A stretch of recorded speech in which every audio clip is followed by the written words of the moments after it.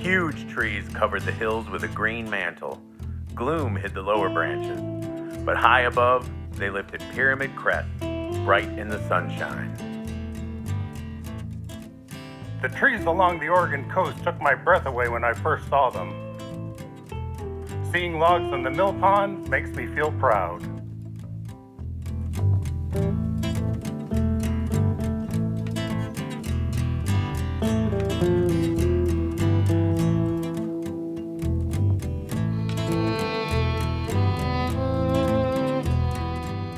Our husbands and sons could always count on jobs. Until the mill closed. The big companies always had the newest, most powerful machines. You mean those machines that helped make clear cuts? Logging put cash in our pockets. And mud in our rivers.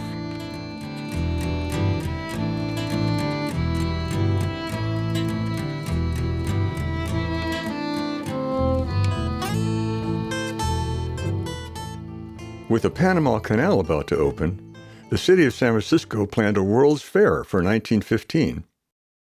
At the fair, Oregon advertised its logging industry with this building: 48 Douglas fir logs, each 42 feet tall and 6 feet across, supported the massive structure.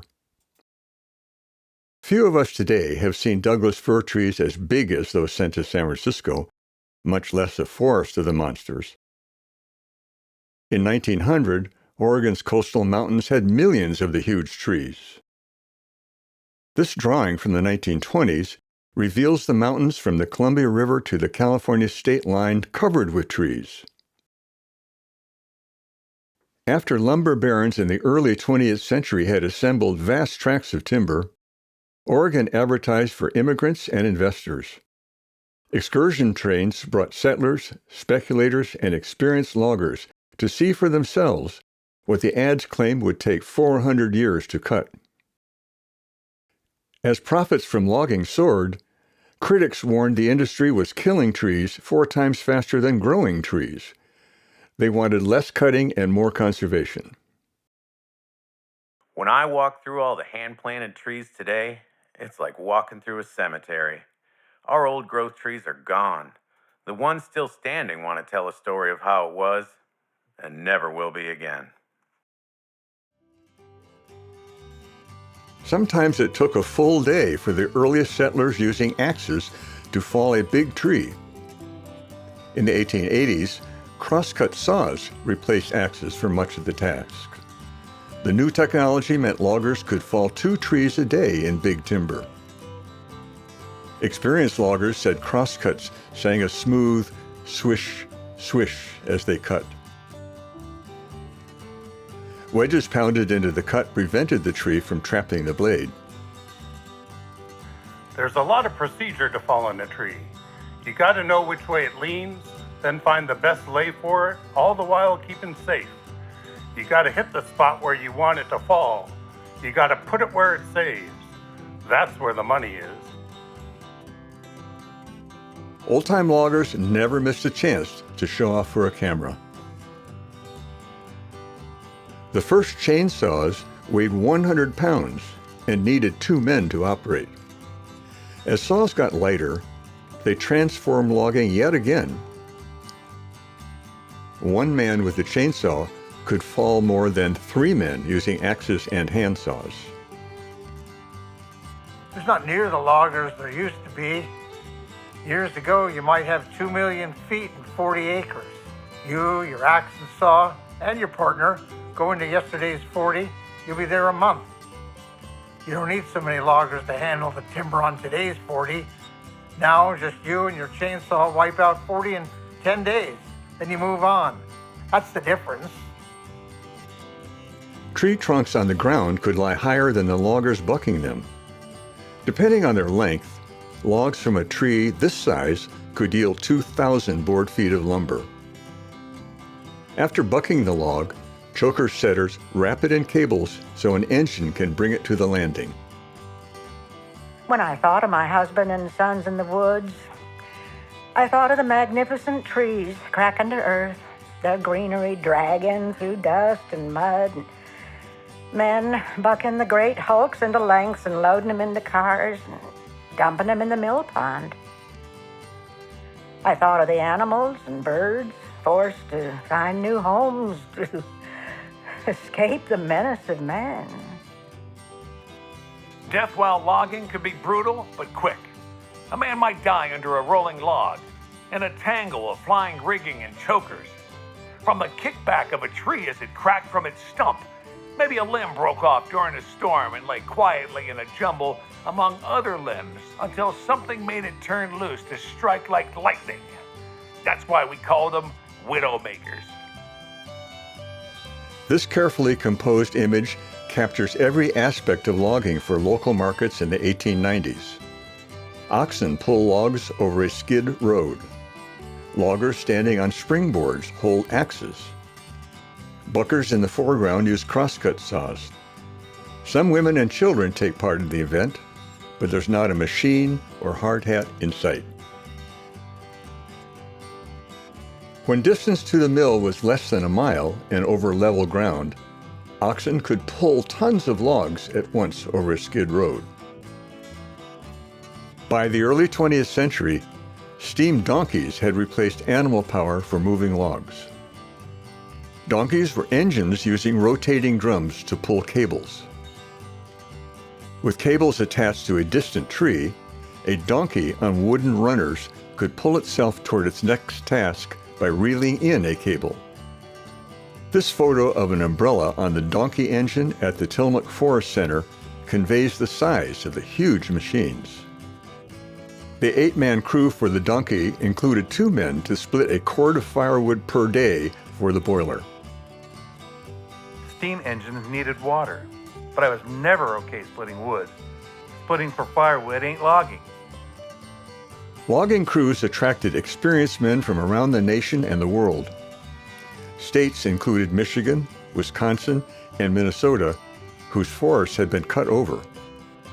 Countries included Sweden, Finland, Denmark, and Norway with long traditions of logging. Once in Oregon, men tended to gather into crews with similar regional and national roots. Logs skidding up to the spar tree and ground lead logging gouged huge ruts that rain filled with mud. As the logs burrowed into former creek beds, they formed moving dams of brown water. Brooks, once splashing clear from the canyons, became rivers of sludge. Power from steam donkeys made high lead logging possible. In the 1920s, high lead logging almost doubled production because logs moved through the air instead of dragging over the ground. When the drums on the donkey begin to turn, the chokered logs leap like hooked sharks, only 1,000 times more dangerous. They go bumping towards the spar tree, plunge into the earth, leap through air, then down again, plowing rocks and dirt faster than a man could run. Horses could pull wagons faster on solid ground than oxen could pull logs over skid roads. And horses ate less, seemed smarter, and didn't have horns. Loggers often relied on water to move logs to mills. Here, horses have brought logs to a landing next to the backwater of a river. The driver on a floating log will use a pike pole to guide the log into the flow of the water. Once in the river, a boom or dam could control the logs until water rose high and fast enough to carry them downstream. Floating logs meant photo opportunities. The people here each had to walk from the bank over several floating logs to get into position for the camera. Loggers built splash dams on dozens of coastal streams from the 1880s through the 1940s. A reservoir behind the dam might hold thousands of logs. When logs were released from a dam, drivers would herd them downstream. River drivers considered themselves elite because they felt exposed to more danger than even high climbers cutting spar trees. Drivers liked to brag they could ride a bubble all the way to the mill. Logs released by splash dams washed out gravel beds for salmon spawning, flushed away sandbars and docks, and brought tons of silt into estuaries as they tumbled downstream. The Oregon legislature outlawed splash dams in 1956. When distances from job sites to rivers grew too long to haul logs by oxen, loggers tried crude railroads. The rails in this image are the trunks of small trees. Loggers used iron rails set on ties before steam engines entered the woods. 2 horses could not pull a monster such as this along a skid road, but could move it easily over rails. Eventually, steam replaced muscle as timber owners built railroads. Short lines carried logs to main lines connecting directly to mills. The Coast Range once had thousands of miles of logging railroads. Clear cutting protects loggers' safety. While it also protects corporate profits. Clear cutting helps prepare soil for the next crop of trees. Yeah, while destroying the last crop of trees. Building railroads often required blasting tunnels through bedrock under the forest. The line connecting Tillamook and Nehalem Bays with Hillsborough had 11 tunnels. Moving logs on trains over canyons required trestles strong enough to carry cars loaded with tons of logs. Most structures, such as this pile trestle, were planned to last only until operations stopped, so were built quickly using nearby materials. Building a cribbing trestle simply involves stacking logs at right angles until reaching the required height. Cribbing trestles went up faster and needed fewer machines to build than pile trestles, but could not reach the heights needed to cross canyons. Trestles built with hasty construction, poor engineering, or rotted materials led to frequent accidents. 6 men died when this train fell into a creek east of Bandon. Rumor said train crews walked across trestles they thought might fail, letting only the engineer risk staying on board. Accidents didn't always involve deaths. They did always involve the cost of salvaging the train and loss of production for several weeks. I remember the old days when we didn't have to deal with an army of inspectors rushing around with eagle eyes and notepads. We had the woods to ourselves while we got the logs on their way to the mill. From the men who bought the forest to those who sold logs and lumber, complex logistics required dozens of skills and years of experience. Most of the men here, perhaps 90%, never used an axe except to cut personal firewood. All call logging their profession. The early years of gasoline engines began the last years of steam engines in the woods. It's a hearse for logs. It's a truckload of money. You can't go wrong driving a log truck. Remember what happened to your father when the mill closed? Gasoline engines driving trucks appeared in the woods at the same time as automobiles appeared on local roads. Trestles with planks for trucks cost less to build and maintain than those with rails for trains. After the First World War, loggers bought hundreds of trucks from military surplus. Early gas engines could not match steam locomotives for pulling loads or climbing steep inclines, but individual trucks meant more flexibility than lines of rail cars. As the logging industry boomed during the 1920s, highway officials began setting weight limits for trucks. Heavy loads also meant longer loads, so trailers often did not stay within the lanes of tight curves. Throughout the 1950s, half of all motor vehicle accidents in Oregon involved log trucks. By the 1950s, truck engines had enough power to haul heavy loads up steep hills. Thousands of logging roads ran into the woods. The era of railroad logging was over.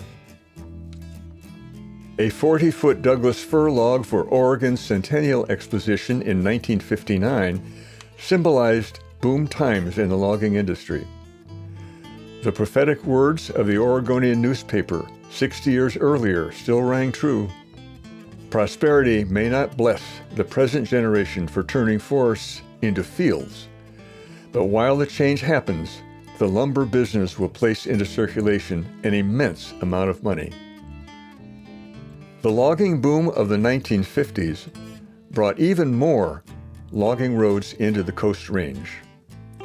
During those post-war years, the nation needed lumber for millions of new homes and thousands of new schools, churches, hospitals, stores, and office buildings. Rebuilding Europe added to the huge market for wood products from America. Lumber confirmed its vital place in the national economy. The early days of logging found many small mills close to a supply of trees.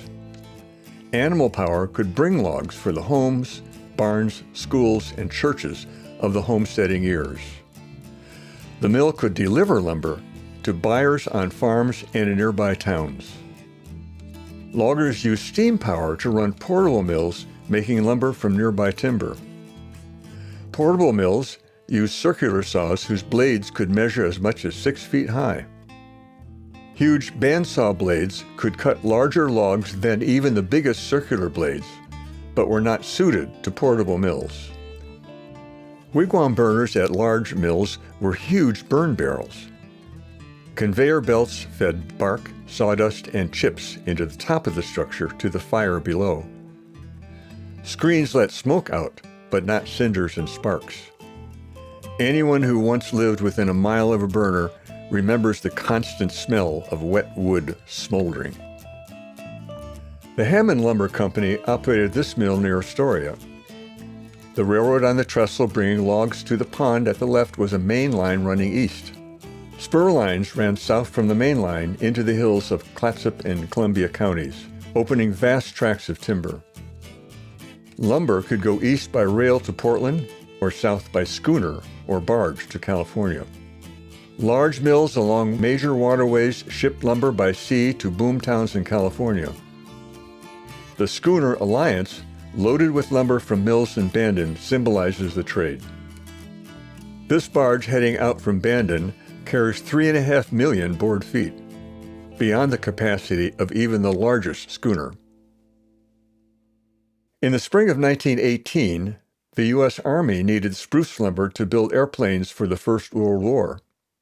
Builders wanted spruce for airframes because spruce is lighter and stronger than other woods. Toledo was an outlet for billions of board feet of standing timber, so Army officers decided to build this mill there. After the war, the Pacific Spruce Corporation bought the government's timber holdings, the Toledo Mill, the railroads built by the soldiers, and all the remaining equipment. Log ponds for large mills could hold thousands of logs to cut into millions of board feet of lumber.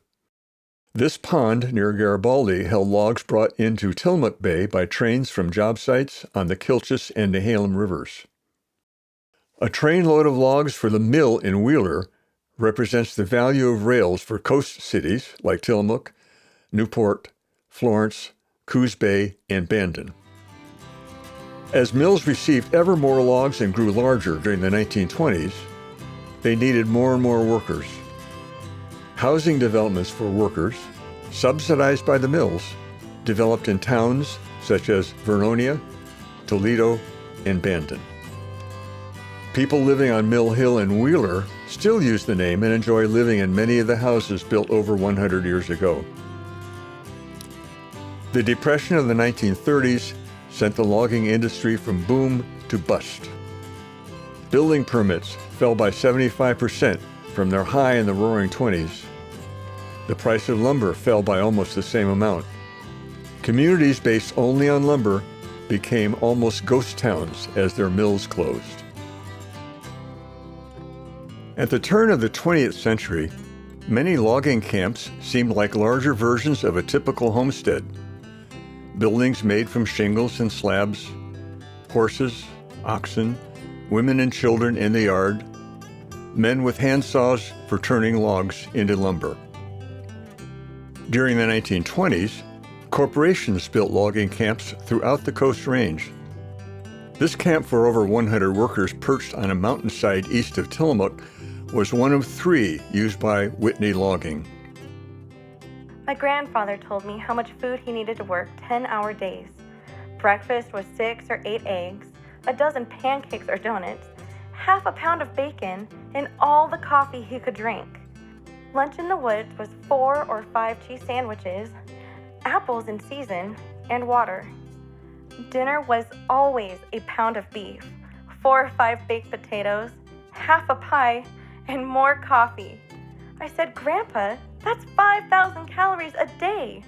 Grandpa said he knew nothing about calories, but did know nobody went hungry or got fat. No talking while eating. The cook wanted everyone gone within 15 minutes so the crew could prepare for the next meal. We worked in the mud and rain, did without showers, and slept in a drafty bunkhouse, all with few grumbles, but cut back on the quality and quantity of food, and we would hit the road and spread bad words about that camp's food. The camp with the best food got the best men. Simple as that. We wore wool underwear and usually went to bed with it wet. Maybe not take it off for 3 months. Boot grease, kerosene, sweat, pot smoke, and musty clothing combined for an oppressive aroma. On Sundays, some of us heated water on the stove to wash our clothes.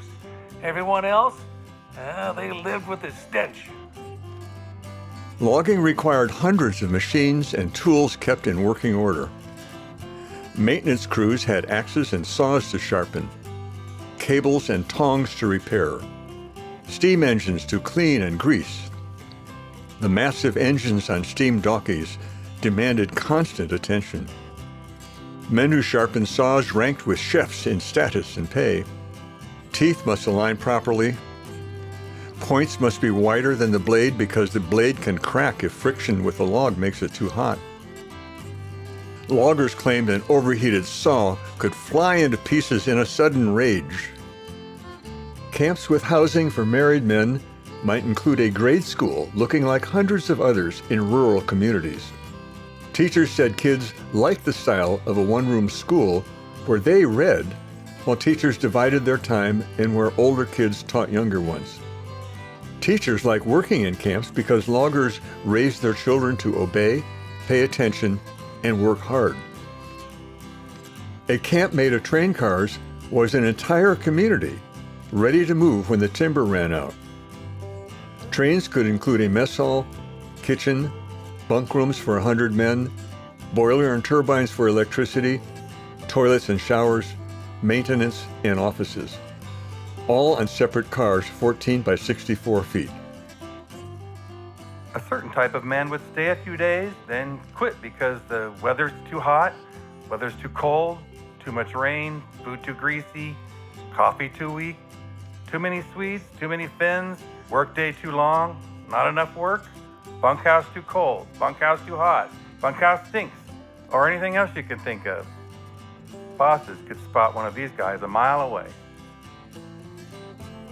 Logging camps located on the main line of a railroad could consolidate logs from spur lines east in the hills and move the logs to mills west along the bays.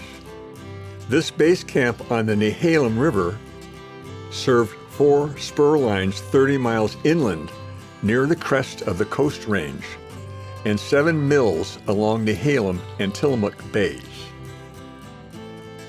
Small cars called crummies took people to and from the woods. Bosses, cooks, buckers, drivers, everyone all together. Crummies helped end isolated camps by making it easy to live near towns with high schools, churches, stores, and telephones, maybe even a movie theater. Convenient transportation led to larger camps close to more workers. When men lived at home, camps no longer provided 5,000 calorie days. Some men complained they missed the camp life free from the rules of polite society. This video and the book on which it's based were made possible by thousands of photos taken by dozens of photographers. During World War I, the Army hired photographers to record the spruce soldiers working throughout western Washington and Oregon, including this unit at the Brighton Mill in Nehalem Bay. Photographers under military contract stayed busy capturing images of logging operations, but also made time for memory shots of ordinary soldiers. Freelance photographers made images at logging sites so loggers could buy prints to send home. They often arrived on Saturday to sell prints from pictures taken during a previous visit. Saturday was payday, so they wanted to make sales before the men took their cash to town. On Sunday, photos could include visiting wives and children, making sure to show plenty of potential customers.